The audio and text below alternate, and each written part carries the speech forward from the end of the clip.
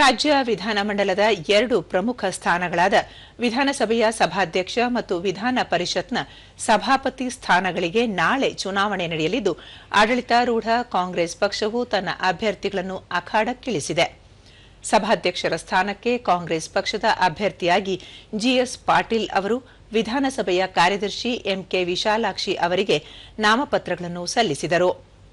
ಸಭಾಪತಿ ಸ್ಥಾನಕ್ಕೆ ಕಾಂಗ್ರೆಸ್ ಪಕ್ಷದ ಅಭ್ಯರ್ಥಿಯಾಗಿ ಸಲೀಂ ಅಹ್ಮದ್ ಅವರು ವಿಧಾನ ಪರಿಷತ್ ಕಾರ್ಯದರ್ಶಿ ಜ್ಯೋತಿ ಅವರಿಗೆ ಉಮೇದುವಾರಿಕೆ ಸಲ್ಲಿಕೆ ಮಾಡಿದರು. ಈ ಸಂದರ್ಭದಲ್ಲಿ ಮುಖ್ಯಮಂತ್ರಿ ಡಿಕೆ ಶಿವಕುಮಾರ್ ಮತ್ತು ಉಪಮುಖ್ಯಮಂತ್ರಿ ಡಾ ಜಿ ಪರಮೇಶ್ವರ್ ಸೇರಿದಂತೆ ಇತರೆ ಸಚಿವರು, ಕಾಂಗ್ರೆಸ್ ಮುಖಂಡರು ಉಪಸ್ಥಿತರಿದ್ದರು. 2 ಸದನಗಳಲ್ಲಿ ಕಾಂಗ್ರೆಸ್ ಪಕ್ಷವು ಸ್ಪಷ್ಟ ಬಹುಮತವನ್ನು ಹೊಂದಿದೆ. ಹೀಗಾಗಿ ಈ ಸ್ಥಾನಗಳನ್ನು ಸುಲಭವಾಗಿ ವಶಪಡಿಸಿಕೊಳ್ಳುವ ವಿಶ್ವಾಸ ಕಾಂಗ್ರೆಸ್ ಪಕ್ಷಕ್ಕೆ ಇದೆ.